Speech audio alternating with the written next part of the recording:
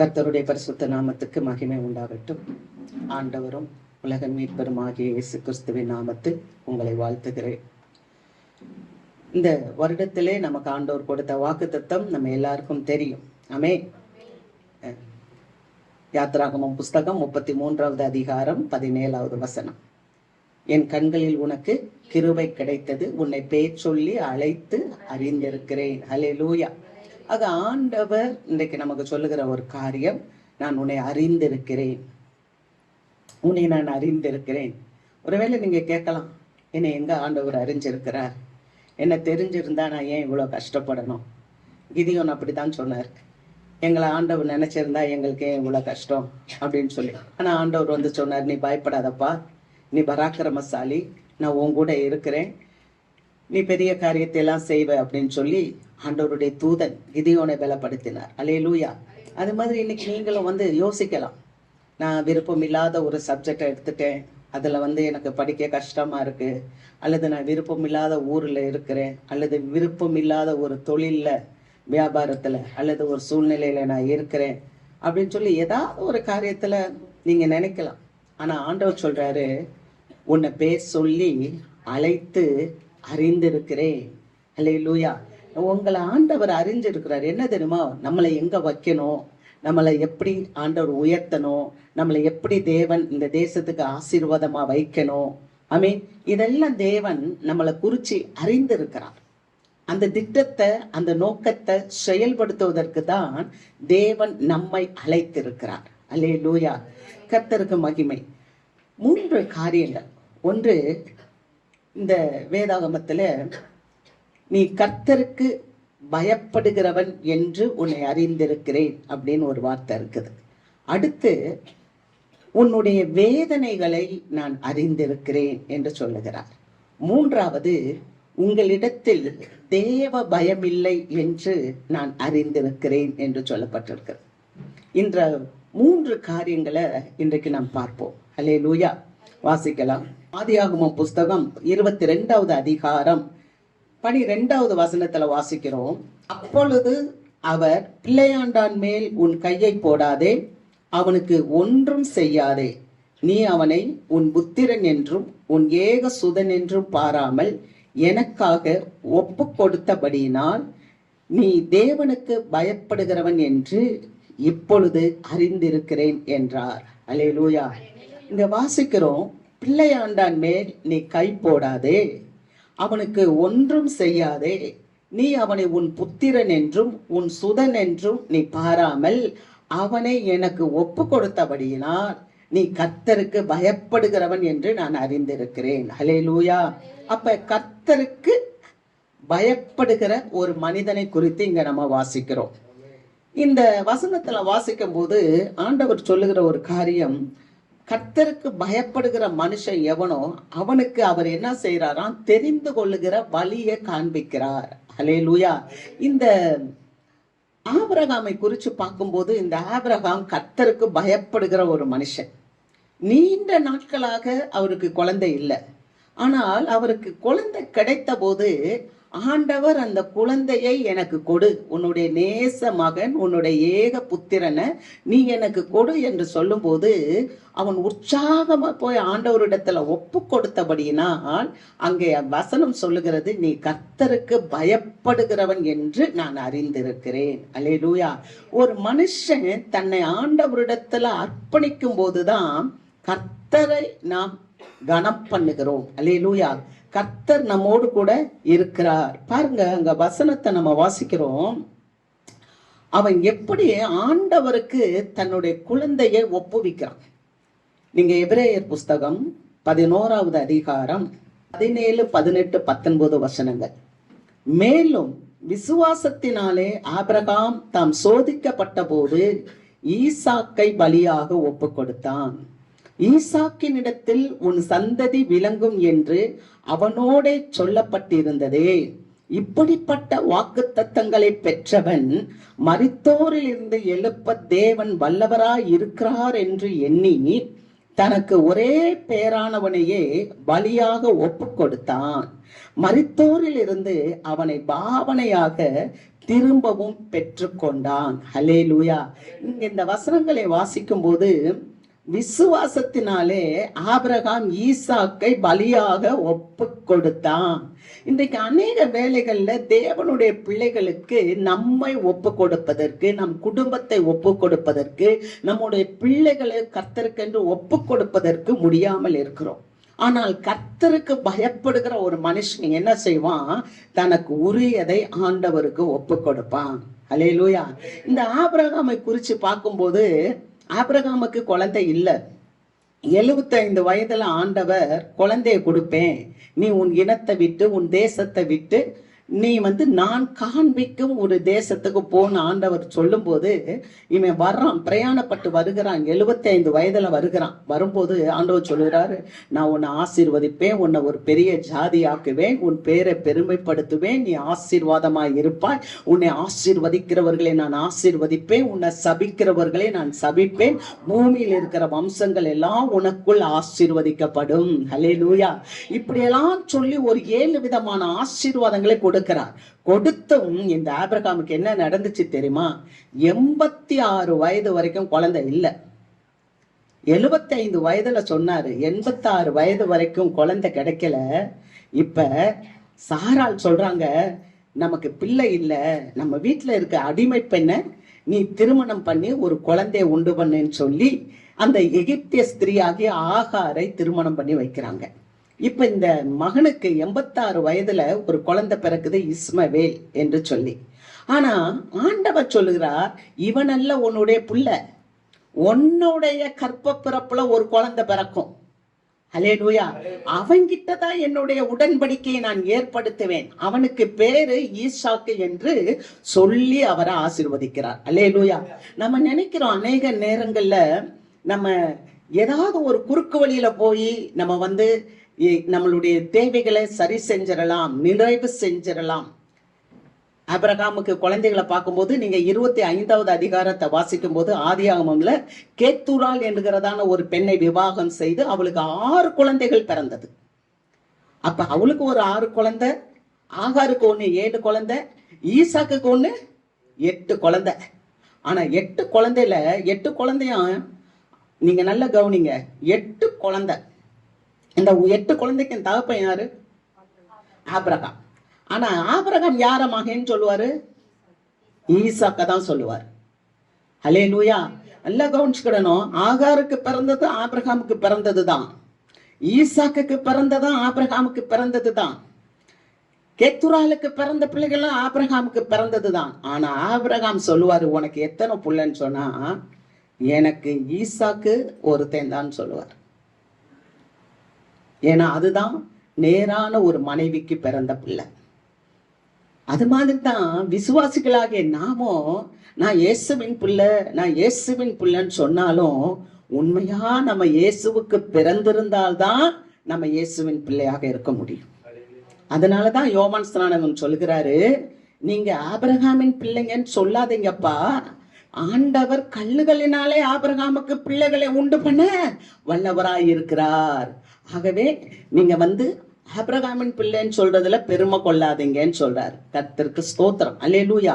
அப்ப ஆபிரகாமின் பிள்ளை அப்படின்னா அந்த ஆபிரகாமின் பிள்ளைய ஆபிரகாம் கொண்டு போய் ஆண்டவருக்கு ஒப்பு கொடுக்கும் போதுதான் நீ கர்த்தருக்கு பயந்து இருக்கிறவே அப்படின்னாரு. அல்லேலூயா. காரணம் என்னன்னா, இந்த ஆபிரகாமுடைய மனசுல என்ன இருந்துச்சுன்னா, தேவன் அருளிய வேதம் அவன் இருதயத்தில் இருந்தது.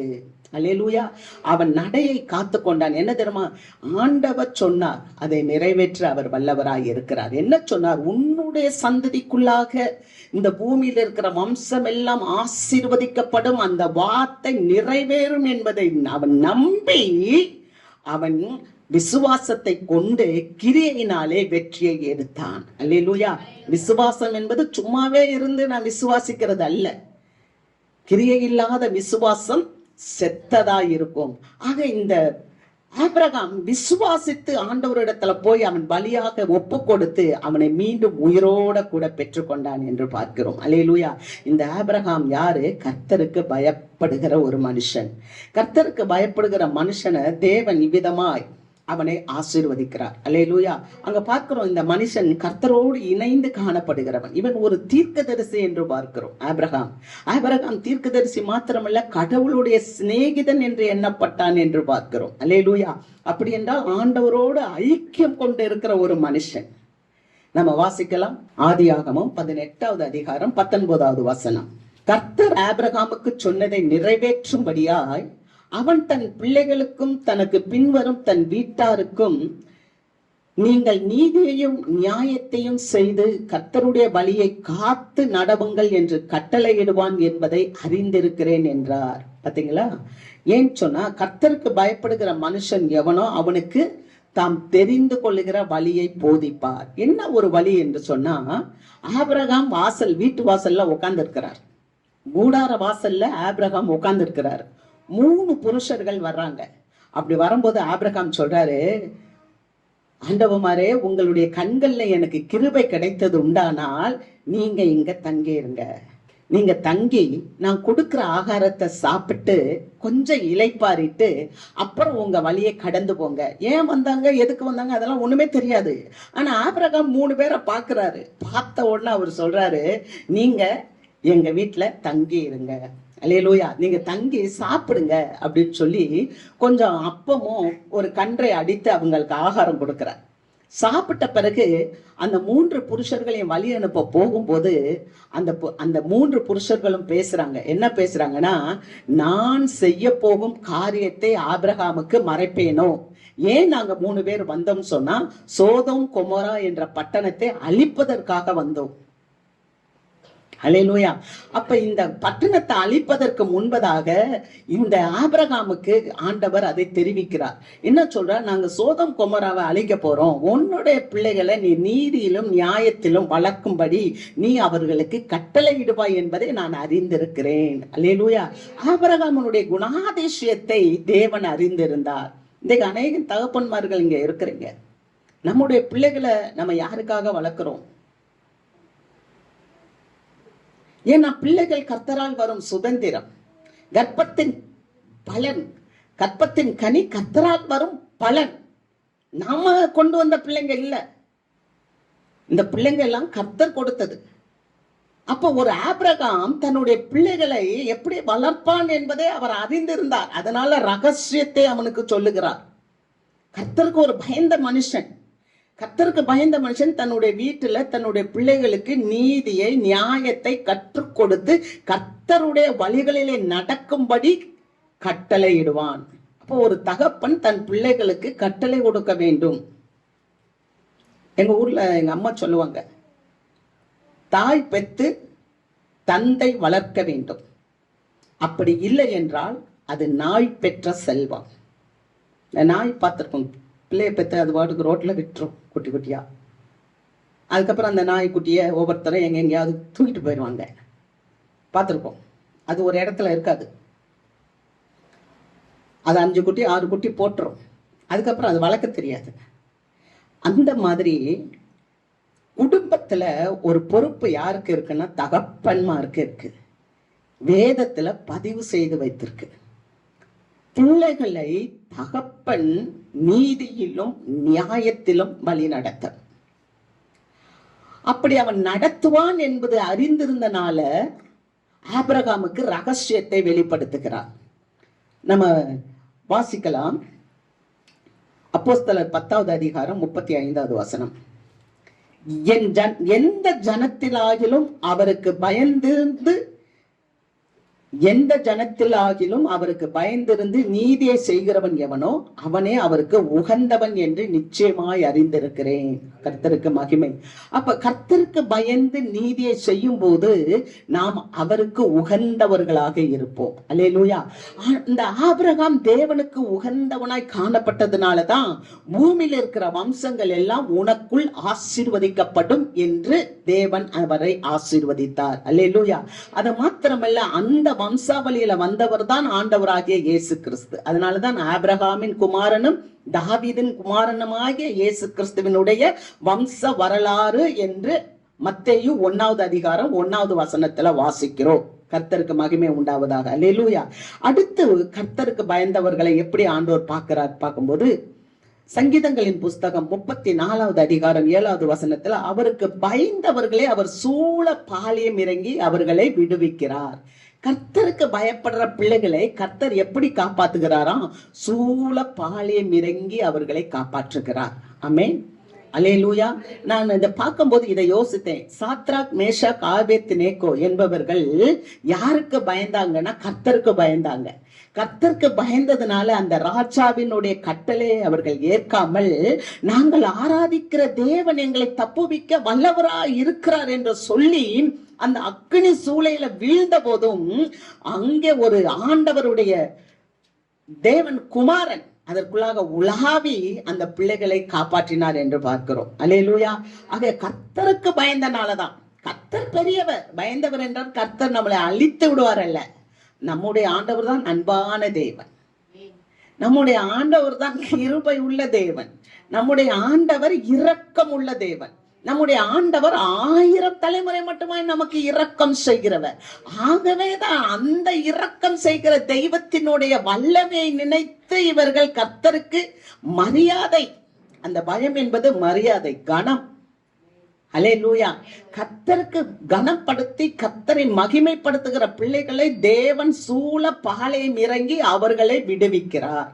அடுத்து நம்ம பார்க்கிறோம் 9வது வசனம், கர்த்தருடைய பரிசுத்தவான்களே அவருக்கு பயந்திருங்கள், அவருக்கு பயந்தவர்களுக்கு குறையில்லை. கர்த்தருக்கு நம்ம பயப்படும் போது நமக்கு ஆண்டவர் கொடுக்கிற ஒரு ஆசீர்வாதம் குறையில்லாத ஒரு ஆசீர்வாதம்.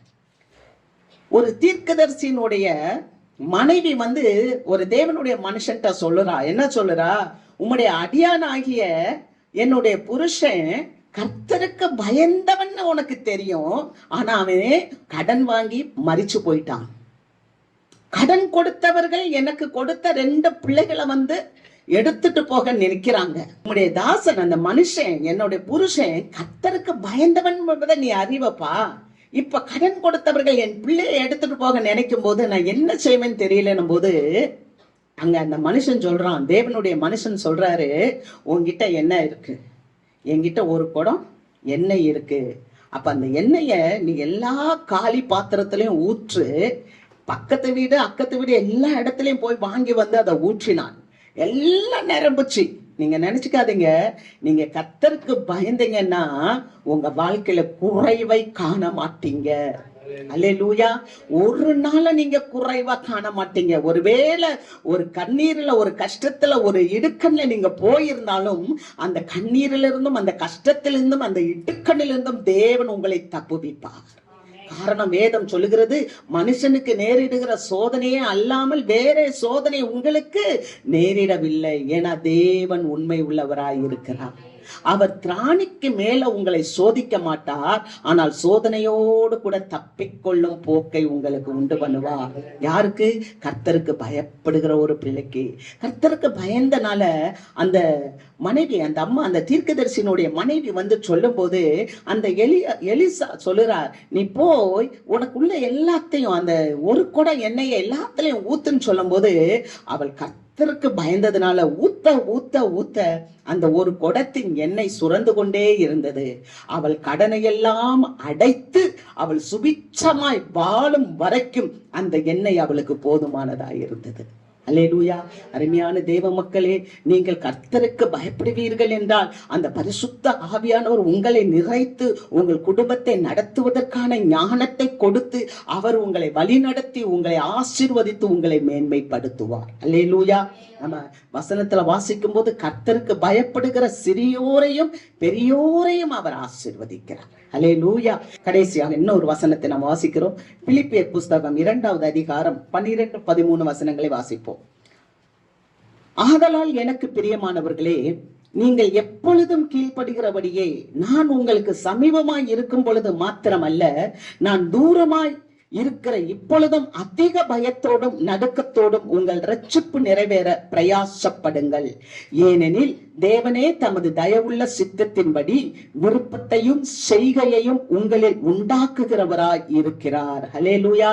இங்க அழகா சொல்றார், பவுல் சொல்லுகிறார், பிலிப்பிய சபைக்கு சொல்லுகிறாரு, எனக்கு பிரியமானவர்களே, நான் உங்களோடு இருக்கிற போதும் மாத்திரமல்ல, நான் தூரமா இருக்கும் போதும் நீங்க என்ன செய்யணும், உங்களுடைய ரட்சிப்பு நிறைவேற பிரயாசப்படுங்கள். நீங்க ரொம்ப பயத்தோட, அல்லேலூயா, அதாவது நீங்க பெற்றுக்கொண்டீங்களே ஒரு அபிஷேகம், நீங்க பெற்றுக்கொண்டீங்களே ஒரு ஆசீர்வாதம், ஒரு நன்மை, ஒரு ஆண்டவரை நீங்க தெரிந்து கொண்டீங்கல்ல, அதுல இருந்து நீங்க கீழே விழுந்துடாதீங்க. உங்க ரட்சிப்பு நிறைவேறுவதற்கு நீங்கள் பிரயாசப்படுங்க. நீங்க எதுக்கோ பிரயாசப்படாதீங்க. அல்லேலூயா. இன்னைக்கு கர்த்தர் நமக்கு சொல்லுகிறார், தேவனுக்கு பயந்து இருக்கிற பிள்ளைங்க நம்ம இன்னொன்னு ரொம்ப பயப்படணும். எதுக்கு தெரியுமா? நம்ம பெற்றுக்கொண்ட ரட்சிப்பை காத்து கொள்வதற்கு பயம் நமக்கு தேவை. ஹல்லேலூயா.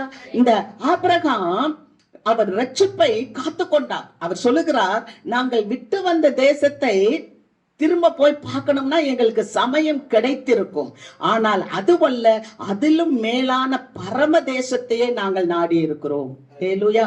அப்ப ஒரு தேசத்தை விட்டு வந்தாரு. யாரு? ஆபிரகாம். எங்க? ஊர் என்ற கல்தேய தேசத்தை விட்டு வந்தார். ஆண்டவர் சொன்னா, நீ இந்த தேசத்தை விற்று, இந்த நாட்டை விற்று, நான் உனக்கு காமிக்கிற தேசத்துக்கு போன்னு சொல்லும் போது அவர் அப்படியே கிளம்பி வந்துட்டார். அதற்கு பிறகு அவர் அந்த தேசத்துக்கு போகவே இல்லை. பிரியமான தேவ மக்களே, நாம் இந்த உலகத்திலிருந்து பிரித்தெடுக்கப்பட்டவர்கள், நம் தேவனுக்கென்று நியமிக்கப்பட்டவர்கள், நம் தேவனால் தெரிந்து கொள்ளப்பட்டவர்கள். நம்முடைய பரம தேசம் ஒன்று இருக்கிறது. அந்த லக்கை நோக்கி நம்ம பிரயாணப்பட்டு கொண்டு இருக்கும் போது நம்ம மிகுந்த பயத்தோடு கூட நம்முடைய ரட்சிப்பை நாம் காத்து கொள்ள வேண்டும். அல்லேலூயா. நம்முடைய ரட்சிப்பு நிறைவேற நாம் காத்து கொள்ள வேண்டும். நம்ம போற பயணத்துல இருந்து திரும்பி பார்த்திடக்கூடாது. அல்லேலூயா. கர்த்தர் நம்மோடு கூட வருகிறார். அவர் என்ன தெரியுமா சொல்லுகிறார்? ஏனெனில் தேவனே தமது தயவுள்ள சித்தத்தின்படி விருப்பத்தையும் செய்கையையும் உங்களில் உண்டாக்குகிறவர். நீங்க என்னதான் உங்க விருப்பத்தை செய்யணும்னு நினைச்சாலும், என்னதான் உங்க செய்கைகளை செய்யணும் நீங்க நினைச்சாலும், தேவனுடைய சித்தம் தான் விசுவாசி வாழ்க்கையில நடைபெறும். அல்லேலூயா. அல்லேலூயா. வசனம் அப்படிதான் சொல்லுது. இந்த ஆபிரகாம் குழந்தை இல்லைன்னு சொல்லி ஆகார கல்யாணம் பண்ணாங்க. இந்த ஆபிரகாம் குழந்தை இல்லைன்னு கேத்துரால கல்யாணம் பண்ணி அதுக்கு 6 குழந்தைய பெற்றாரு. ஆனா ஆண்டவர் சொன்னாரு, டேய், உன்னுடைய கற்ப பிறப்புல பிறக்கிறது தான். அல்லேலூயா. உன் கற்ப பிறப்பு சாரால் கிட்ட பிறக்கிறது தான் வாக்கு தத்தத்தின்படி பிறக்கிற புள்ள. அது கூட தான் நான் உடன்படிக்கை பண்ணுவேன். அத ஒரு பெரிய ஜாதியாக்கி இந்த பூமி முழுவதையும் நான் நிரப்புவேன் சொன்னார். அல்லேலூயா. அதனால தேவன் தான் தம்முடைய தயவுள்ள சித்தத்தின்படி விருப்பத்தையும் செய்கையையும் நமக்குள்ள செய்கிறவர். ஆகவே அவருக்கு நம்ம ஒப்பு கொடுக்கணும். அவருக்கு நம்ம ஒப்பு கொடுத்து நம்முடைய ரட்சிப்பு நிறைவேற பிரயாசப்படுங்கள். அல்லேலூயா. கர்த்தருக்கு பயந்து இருக்கிற பிள்ளை ரட்சிப்பு நிறைவேற பிரயாசப்படும். ஆபகுக்ல வாசிக்கிறோம், 2வது அதிகாரம் 3வது வசனம். குறித்த காலத்திற்கு தரிசனம் இன்னும் வைக்கப்பட்டிருக்கிறது, முடிவிலே அது விளங்கும். அது பொய் சொல்லாது, அது தாமதித்தாலும் அதற்கு காத்திரு, அது நிச்சயமாய் வரும், அது தாமதிப்பதில்லை. அல்லேலூயா. ஒருவேளை இந்த கால வேளையில ஆண்டவருடைய வார்த்தை உங்களுக்கு தீர்க்க தரிசனமாய் வருகிறது. குறித்த காலத்திற்கு தரிசனம் வைக்கப்பட்டிருக்கிறது, அது பொய் சொல்லாது, அது தாமதித்தாலும் அது நிச்சயமாய் வரும். அல்லேலூயா. அதற்கு காத்திருங்க. ஆண்டவராகிய இயேசு கிறிஸ்து சீக்கிரம் வரப்போகிறார். அல்லேலூயா. இதுதான் உண்மையான வார்த்தை. இதனுடைய வார்த்தை என்ன தெரியுமா? ஆண்டவர் சீக்கிரம் வரப்போகிறார், அது தாமதிக்காது. ஆண்டவர் சொன்ன எல்லா தீர்க்க தரிசனங்களும் நிறைவேறி கொண்டே இருக்கிறது. நிறைவேற வேண்டிய தீர்க்க தரிசனங்கள் இன்னும் கொஞ்சம் தான், ஒரு சிலதுதான். ஆனா ஆண்டவர் சொல்லுகிறார், குறித்த காலத்திற்கு தரிசனம் வைக்கப்பட்டிருக்குதுப்பா, அது பொய் சொல்லாது, அது நிறைவேறும், அது நிச்சயமா வரும், நீ அதற்கு காத்திரு, அது தாமதிக்காது. அல்லேலூயா. கர்த்தர் இந்த நல்ல கால வேளையில கர்த்தருக்கு பயப்படுகிற பிள்ளைகளுக்கு என்று ஆண்டவர் வைத்திருக்கிற ஆசீர்வாதத்தை சீக்கிரமாய் வரும் என்று உங்களுக்கு உறுதிப்படுத்துகிறார். அல்லேலூயா. அது தாமதிப்பதில்லை. ஆமென். 2வது காரியம், முதலாவது கர்த்தருக்கு பயப்படுகிறவன், நீ தேவனுக்கு பயப்படுகிறவன் என்று அறிந்திருக்கிறேன் என்று சொன்னார். 2வது காரியம், உங்களுடைய வேதனைகளை அறிந்திருக்கிறேன். வாசிக்கலாம். யாத்ராகம புஸ்தகம் 3வது அதிகாரம் 7வது வசனம்.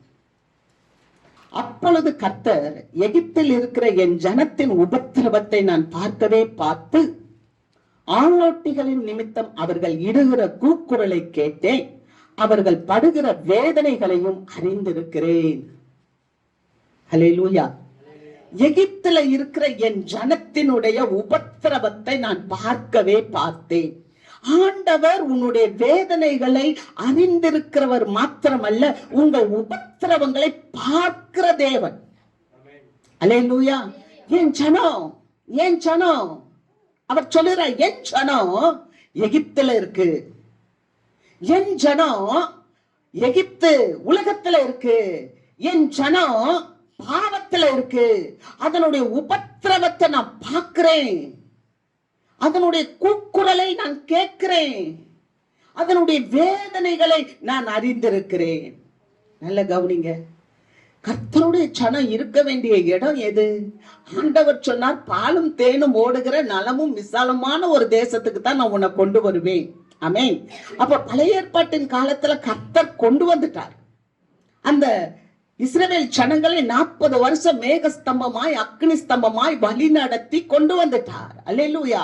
ஆனால் இன்றைக்கு வந்த ஜனங்கள் அநேகர் திரும்பி போயிருந்த மாதிரி வசனத்தை வாசிக்கிறோம். நம்ம 7வது அதிகாரம் அப்போஸ்தலர்களை வாசிக்கும் போது, அவர்கள் கானானை நோக்கி பிரயாணப்பட்டார்கள், ஆனால் அவர்கள் இருதயமோ எகிப்தையே சார்ந்திருந்தது. இன்னைக்கு அநேக தேவ பிள்ளைகளுடைய வாழ்க்கையில ஒரு கூக்குரல், அநேக தேவ பிள்ளைகளுடைய வாழ்க்கையில உபத்திரவம், அநேக தேவ பிள்ளைகளுடைய வாழ்க்கையில வேதனைகள். ஆனால் ஏன் இந்த வேதனை, ஏன் இந்த உபத்திரவம், ஏன் இந்த கூக்குரல்? நம்ம வாசிக்கிறோம் சங்கீதங்களின் புஸ்தகம் 32வது சங்கீதம் 10வது வசனத்துல, துன்மார்க்கனுக்குத்தான் அநேக வேதனைகள் உண்டு. அல்லேலூயா, அல்லேலூயா. துன்மார்க்கனுக்கு வேதனைகள் உண்டு. ஆனா தேவ பிள்ளைகளுக்கு எதுக்கு வேதனைகள், எதுக்கு கூக்குரல், எதுக்கு உபத்திரவம்? நான் பார்க்கிறேன், நான் அதை கேட்கிறேன், நான் உன் வேதனையை அறிந்திருக்கிறேன். சங்கீதக்காரர் சொல்லுகிறார் 139வது சங்கீதம் 24வது வசனம், வேதனை உண்டாக்கும் வழி என்னிடத்தில் உண்டோ என்று ஆராய்ந்து பார்த்து என்னை நித்திய வழியிலே நடத்தும். அல்லேலூயா. ஐயா, நான் படுற வேதனை, நான் படுற துக்கம், நான் படுற உபத்திரவம், இதுக்கெல்லாம் உன்னை நான் வேதனைப்படுத்துறேனா? நான் உண்மை வேதனைப்படுத்துற காரியம் என்னிடத்துல இருக்கா?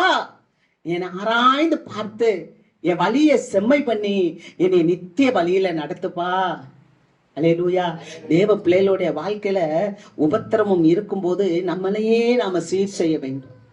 தேவ பிள்ளை எகிப்துக்கு உரிய பிள்ளை இல்ல. தேவ பிள்ளை பாலும் தேனும் ஓடுற அந்த கானான் தேசத்துக்கு உரிய பிள்ளை. அல்லேலூயா. ஆண்டவர் சொன்னார், அந்த கானான் தேசத்துல இருக்கிற பெரிய பெரிய ஏனோக்கியர்கள், எமோரியர்கள், எபூசியர்கள், அந்த எல்லா பெரிய மனுஷர்கள் எல்லாம், ராட்சசர்கள் எல்லாம் துரத்தி அடிச்சு உன்னைய கொண்டு போய் அங்க வைப்பேன்னு சொன்னார். தேவன் அவருடைய பிள்ளைகளுக்கென்றே ஒரு இடத்தை ஆயத்தம் பண்ணினார். அந்த இடத்துல நீ இருக்க வேண்டும் என்பதை தேவன் விரும்பினார். அல்லேலூயா. நீ அங்க வாசிக்கிறோம் அநேகர். 1 தீமோத்தேயின் புஸ்தகம் 6வது அதிகாரம் 10வது வசனம், பண ஆசை எல்லா தீமைக்கும் வேறா இருக்கிறது, சிலர் அதை இச்சித்து விசுவாசத்தை விட்டு வழுவி அநேக வேதனைகளாலே தங்களை உருவ குத்தி கொண்டு இருக்கிறார்கள். பாத்தீங்களா? அது ஒரு வேதனை. எது? துன்மார்க்கம் மட்டுமல்ல, பண ஆசை எல்லா தீமைக்கும் வேறா. பணம் நமக்கு தேவை, பணமோ எல்லாவற்றுக்கும் உதவும். நான் சொல்லுவேன், தேவ பிள்ளைகளுக்கு தேவன் போதுமான பணத்தை கொடுப்பார். அல்லேலூயா.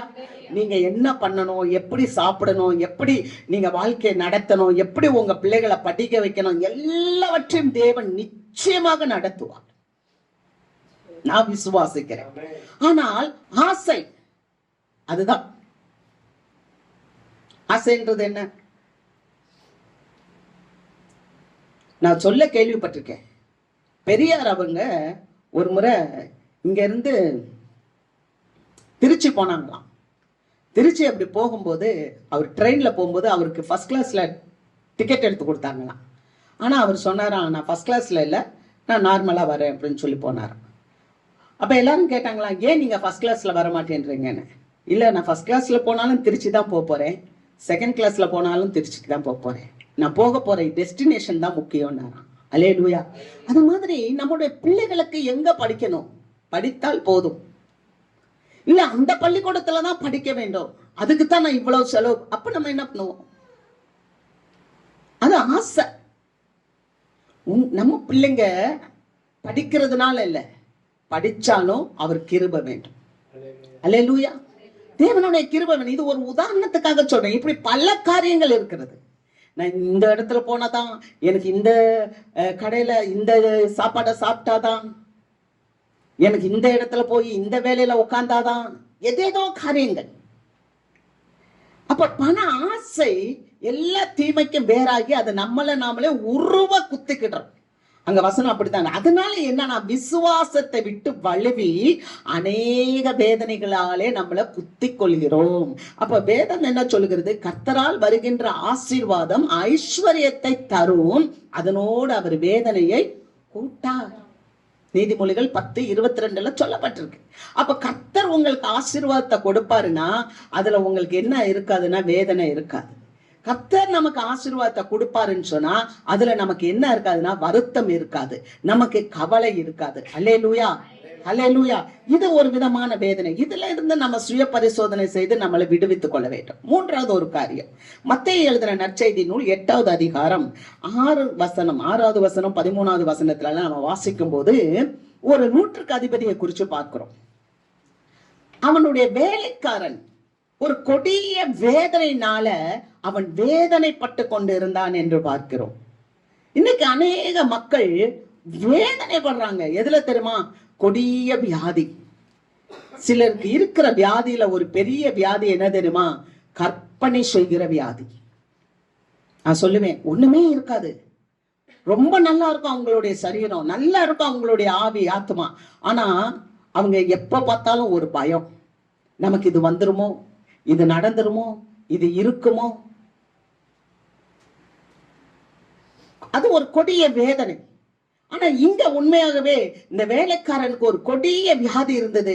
அவன் அந்த வியாதியினால் வேதனைப்பட்டு கொண்டு இருக்கும் போது இவன் வந்து ஆண்டவர்கிட்ட சொல்றான், ஆண்டவரே, நீர் எங்களுடைய வீட்டுக்கு வருவதற்கு நான் பாத்திரவான் அல்ல, ஆனா நீங்க ஒரு வார்த்தை சொல்லுங்க சுவாமி, என் வேலைக்காரன் சொஸ்தமாவான்.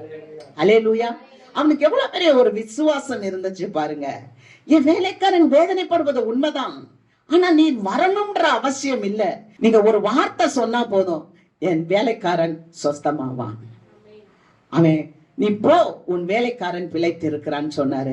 அவன் போய் பார்த்தா அந்த வேலைக்காரன் சொஸ்தமா இருக்கிறான். அருமையான தேவ மக்களே, அந்த புறஜாதியனான அந்த மனுஷனுக்கு ஆண்டவருடைய வார்த்தையின் மேல என்ன இருந்துச்சுன்னா ஒரு நம்பிக்கை இருந்தது.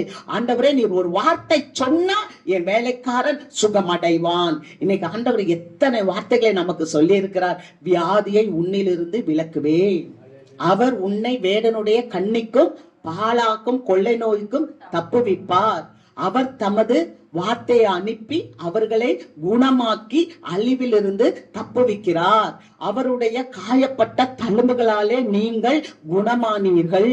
அல்லேலூயா. இதெல்லாம் தேவனுடைய வார்த்தை. ஆனா இந்த தேவனுடைய வார்த்தைக்கு நம்ம செவி கொடுக்க மாட்டோம்.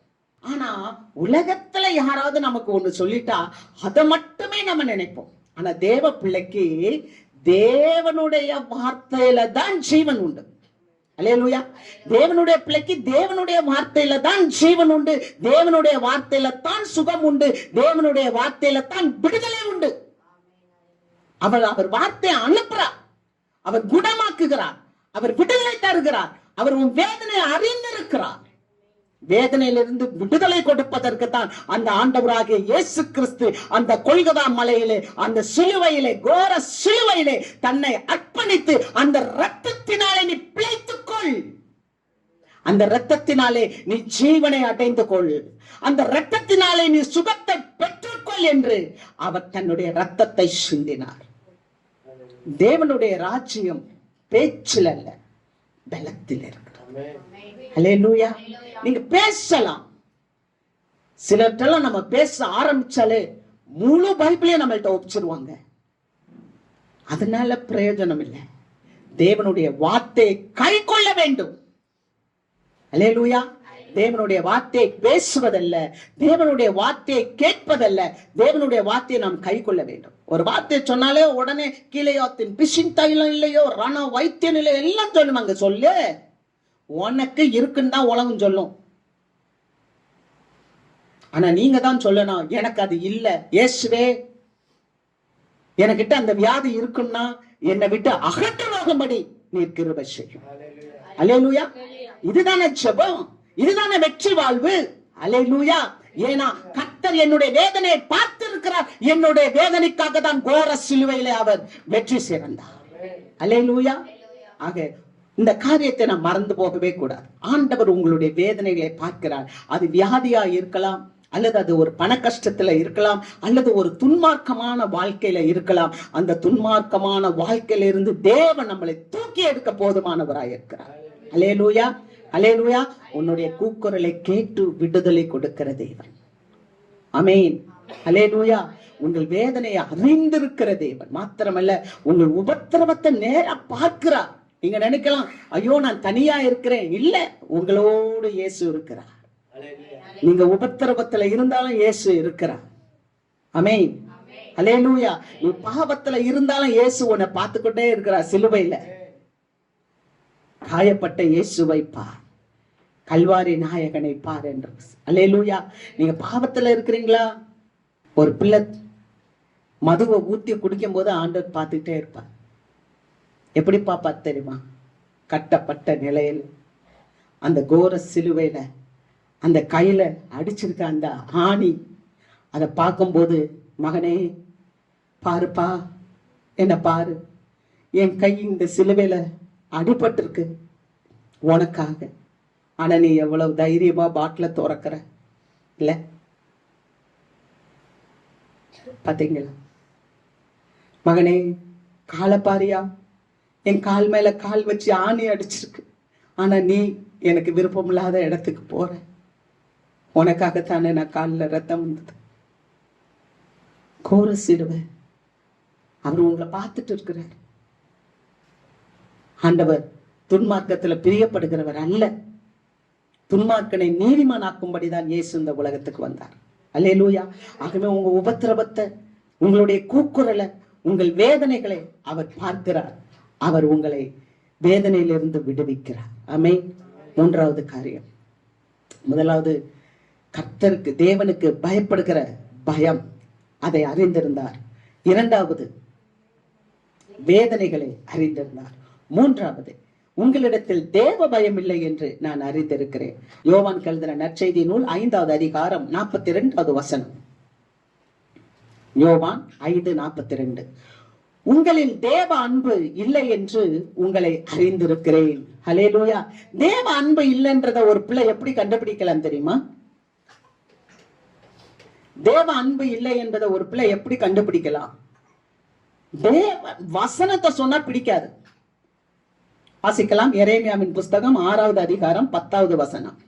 அவர்கள் கேட்கும்படி நான் யாரோடு பேசி எச்சரிப்பேன், அவர்களுடைய செவி விருத்த சேதனம் இல்லாதது, அவர்கள் கேட்க மாட்டார்கள்.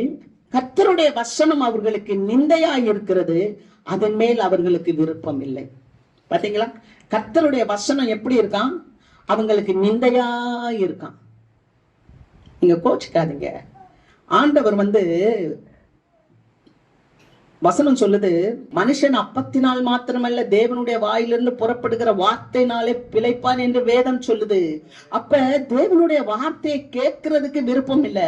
ஆண்டவர் சொல்ற, நான் யார்கிட்ட போய் பேசுவேன், நான் யார்கிட்ட போய் எச்சரிப்பேன், என் வசனம் அவங்களுக்கு நிந்தையா இருக்கிறது, அதன் மேல் அவர்களுக்கு விருப்பம் இல்லை. விருப்பம் இருக்காது.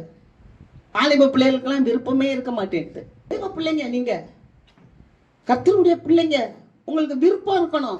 ஏன்னு சொன்னா அடுத்த வசனம் பாருங்களேன். நீதிமொழிகள் 5வது அதிகாரம் 11வது வசனம்.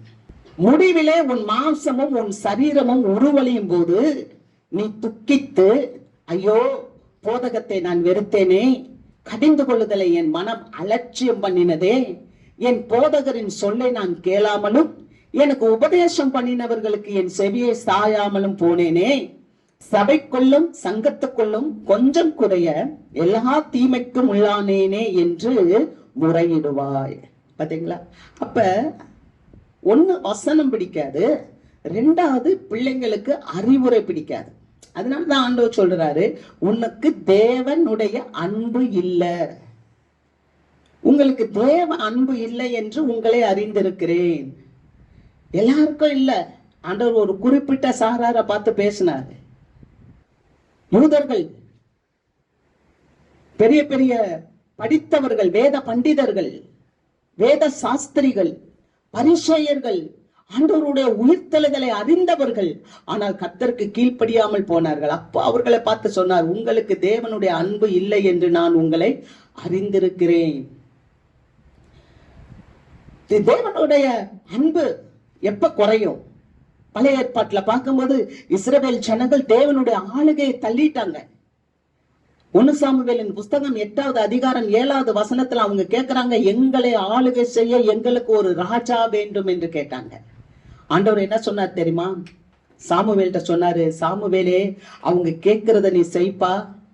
அவங்க ஒண்ணே இல்ல, என்ன தள்ளி விட்டாங்க, என்னுடைய ஆளுகை வேண்டான்ட்டாங்க, என்ன விருப்பப்படல, சபையை விட்டு போறாங்க, சபைக்கு சபை தாவுறாங்க. யாரை விட்டு போறாங்க? தேவனை விட்டு போறாங்க. தேவனுடைய ஆளுகை தேவ பிள்ளைகளுக்கு பிடிக்க மாட்டேனுது. தேவனுடைய எச்சரிப்பு தேவ பிள்ளைகளுக்கு பிடிக்க மாட்டேங்குது. தேவனுடைய வசனம் தேவ பிள்ளைகளுக்கு பிடிக்க மாட்டேங்குது. தேவனுடைய அறிவுரை தேவ பிள்ளைகளுக்கு இப்ப பிடிக்க மாட்டேங்குது. ஏன்னா கடைசி காலத்துல கொடிய காலங்கள் வரும். இப்ப கொடிய காலத்துல வாழ்ந்து கொண்டு இருக்கிறோம். ஆண்டவர் பரிசேயர்களை பார்த்து சொன்னார், சதுசேயர்களை பார்த்து சொன்னார், உங்களில் தேவ அன்பு இல்லை என்று நான் அறிந்திருக்கிறேன். காரணம் என்ன தெரியுமா? லூக்கா எழுதின நற்செய்தி நூல் 7வது அதிகாரம் 29-30 வசனம். யோவானுடைய உபதேசத்தை கேட்ட ஆயக்காரர் முதலான சகல ஜனங்களும் அவனாலே ஞானஸ்தானம் பெற்று தேவன் நீதிபரர் என்று அறிக்கையிட்டார்கள். பரிசேயரும் நியாய சாஸ்திரிகளுமோ அவனால ஞானஸ்தானம் பெறாமல் தங்களுக்கு கேடு உண்டாக தேவனுடைய ஆலோசனையை தள்ளிவிட்டார்கள். அல்லேலூயா. ஒரு சாரார் பாவிகள் என்று புறக்கணிக்கப்பட்டவர்கள் யோவான் ஸ்நானகனுடைய வார்த்தையை கேட்டபோது ஞானஸ்தானம் எடுத்து நீதிபரராக மாறிவிட்டார்கள். ஆனால் இன்னொரு சாரார் எப்படி தெரியுமா? எங்களுக்குள் பாவமே இல்லை, நாங்க பெரிய பரிசுத்தவான்கள், நாங்க பெரிய நியாய சாஸ்திரிகள் சொல்லி நின்றவங்க எல்லாம் யோவான் ஸ்நானகனுடைய வார்த்தையை கேட்டும் ஞானஸ்தானம் எடுக்காமல் தங்களுக்கு கேடுண்டாக தேவனுடைய ஆலோசனையை புறக்கணித்தார்கள். அல்லேலூயா. ஆக கேடை உண்டாக்கி கொண்டார்கள். ஏன்னா தேவனிடத்துல அன்பு கூற அவர்களுக்கு மனதில்லை. தேவனுக்கு மேலாக தங்களை வைத்துக் கொண்டார்கள். தேவனுக்கு மேலாக தங்களுடைய சுயநீதியை வைத்துக் கொண்டார்கள். தேவனுக்கு மேலாக தன்னுடைய செல்வாக்கை வைத்துக் கொண்டார்கள். அதனால தேவனை அவர்கள் ஏற்றுக்கொள்ள முடியாமல் கேடுகளை உண்டு பண்ணி கொண்டார்கள். இன்னைக்கு ஏன் தெரியுமா ஆண்டவர்கிட்ட அன்பு கூற முடியவில்லை? தீய நட்பு. நமக்கு தீய நட்பு. இந்த உலகத்துக்குள்ள போறோம். சாலமோன் ராஜா ஆண்டவரிடத்துல 3 முறை ஆண்டவரை தரிசித்தவர். அந்த மனிதனை மாதிரி ஒருத்தர் கிடையாது. 3 முறை தேவனை தரிசித்தவர். அவருக்கு ஒத்த செல்வம் அவருக்கு முன்னால உள்ளவங்கள்ட்டையும் இல்ல, அவருக்கு பின்னால உள்ளவங்கள்ட்டையும் இல்ல. அவருக்கு உரிய ஞானம் அது விசேஷித்தமான ஞானம். அல்லேலூயா. ஆனால் அப்படிப்பட்ட மனுஷன் தேவனுடைய திட்டத்திலிருந்து வீழ்ந்து போனார். காரணம் என்ன தெரியுமா? தீய நட்பு. வாசிக்கலாம். 1 ராஜாக்கள் 11வது அதிகாரம் 4வது வசனம். சாலமோன் வயது சென்றபோது அவனுடைய மனைவிகள் அவன் இருதயத்தை அந்நிய தேவர்களை பின்பற்றும்படி சாய பண்ணினார்கள். அதனால் அவனுடைய இருதயம் அவன் தகப்பனாகிய தாவீதின் இருதயத்தை போல தன் தேவனாகிய கர்த்தரோடே உத்தமமாய் இருக்கவில்லை. பாத்தீங்களா? தீய நட்பு. சாலமோன் ஆண்டவரால தெரிந்து கொள்ளப்பட்டவன் தான். ஆனா அங்க வசனம் செகண்ட் வசனத்திலே நம்ம வாசிக்கிறோம், 1000 மறுமனை ஆட்டிகள், மனைவிகளும் மறுமனை ஆட்டிகளும் சேர்ந்து 1000 பேர் இருந்தாங்களாம். இந்த 1000 பேருடைய சொல்லுக்கவே செவி சாய்ச்சிட்டான். அங்க வசனத்தை வாசிக்கும் போது அவன் வயது சென்ற போது அவனுடைய மனைவிகள் அவன் இருதயத்தை அந்நிய தேவர்களை பின்பற்றும்படி சாய பண்ணினார்கள். நீங்க கோச்சிக்க கூடாது. குடும்பத்துல பொம்பளைங்க தான் என்னடா பாஸ்டர்மா ரொம்ப நாள் கழிச்சு திரும்ப இப்படி பேசுறாங்களே நினைச்சுக்காதீங்க. இந்த ஆம்பளைங்க சும்மா இருந்தாலும் இந்த பொம்பளைங்க என்ன பண்ணுவாங்க தெரியுமா? ஏய் அங்க பாரு, அத பாரு, அது ஒண்ணு வாங்குவோம். ஏய் இத பாரு, இது ஒண்ணு வாங்குவோம். உண்டா இல்லையா? கோச்சுக்காதீங்க, தயவு செய்து கோச்சுக்கா கூடாது. ஆண்டவர் பரிசுத்த ஆவியானவர் சொல்ல சொன்னா நம்ம சொல்லிடணும். இந்த பொம்பளைங்க இதை பாரு, அதை பாரு, அதை எனக்கு வேணும், இது எனக்கு வேணும். ஏன்னா விரலுக்கு தகுந்த வீக்கம் தான் நமக்கு இருக்கணும். நம்ம என்ன பண்ணக்கூடாது, சாய பண்ணக்கூடாது. சில ஆள் என்னை பார்த்தா முறைச்சுக்கிட்டே இருக்குது. ஆனா முறைச்சாலும் நான் என்ன பண்ணி சொல்லித்தானே ஆகணும். ஏன்னா கடல்ல போய்கிட்டு அதுக்கப்புறம் யாரு கஷ்டப்படுறது இல்ல, வலிவு போயிடுறாங்க. வயது சென்ற உடனே இவன் அது வரைக்கும் நல்ல ஞானமா தான் இருக்கிறாங்க. ஆனா வயது சென்ற உடனே அந்த மறுமனையாட்டிகள், அந்த மனைவிகள் இருதயத்தை அந்நிய தேவர்களை பற்றும்படி சாய பண்ணினார்கள். அதனால அவனுடைய இருதயம் என்ன ஆயிடுச்சுன்னா கர்த்தரோடு உத்தமமா இல்லை. நல்லதானையா இருந்த, இப்ப ஏயா உனக்கு வர பிடிக்கல கோயிலுக்கு? நீ நல்லதானையா இருந்த, இப்ப ஏன் உன்னை ஆண்டவருக்கு பிடிக்கல? ஆண்டவரை உனக்கு பிடிக்கல? நீ நல்லதானையா இருந்த, நீ ஆண்டவருக்காக நிறைய நேரத்தை கொடுத்த, பணத்தை கொடுத்த, நிறைய காரியங்கள் எல்லாம் செய்த, இப்ப ஏயா? ஏன்னா மனைவி சாய பண்ணிட்டா.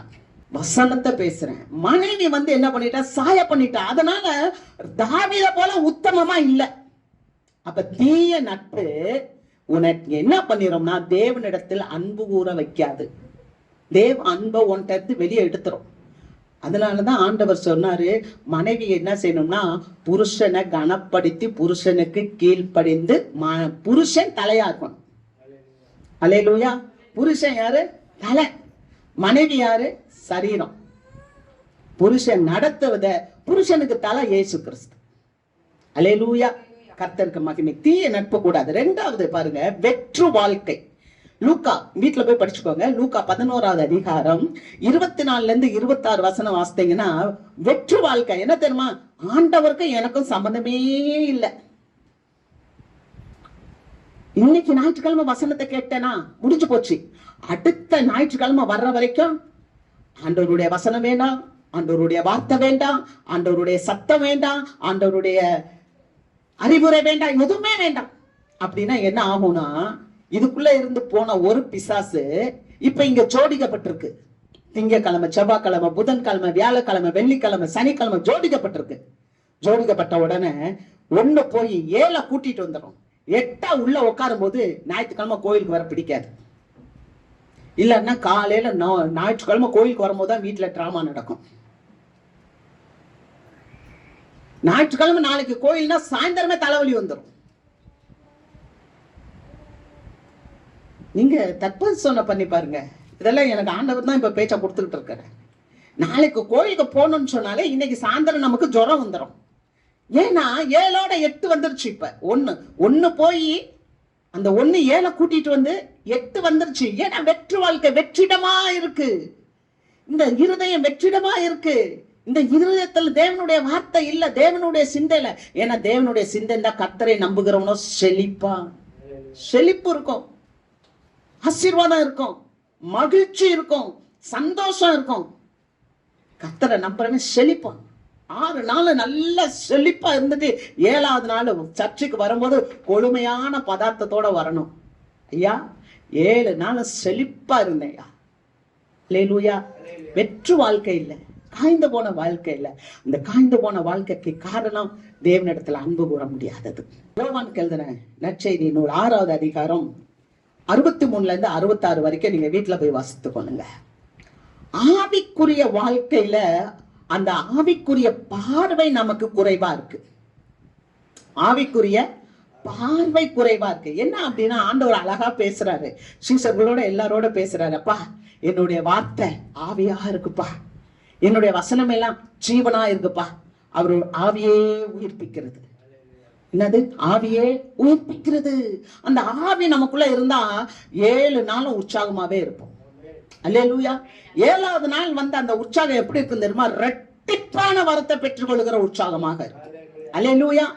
6 நாள் நீங்க ஆண்டவருக்காக நீங்க எந்த இடத்துல போனாலும் உங்க கனெக்ஷன் மேல இருக்கும்போது அந்த ஆவியை உயிர்ப்பித்தே இருக்கும். அதனாலதான் அவர் சொல்ல, ஆவியை உயிர்ப்பிக்கிறது. மாம்சமானது ஒன்றுக்கும் உதவாதுப்பா, என்னுடைய வார்த்தையெல்லாம் ஆவியா ஜீவனா இருக்குப்பா அப்படின்னு சொல்லும் போது இந்த மனுஷர்கள் அநேகர் என்ன பண்ணிட்டாங்கன்னா அவரை விட்டு பின்வாங்கி போயிட்டாங்க.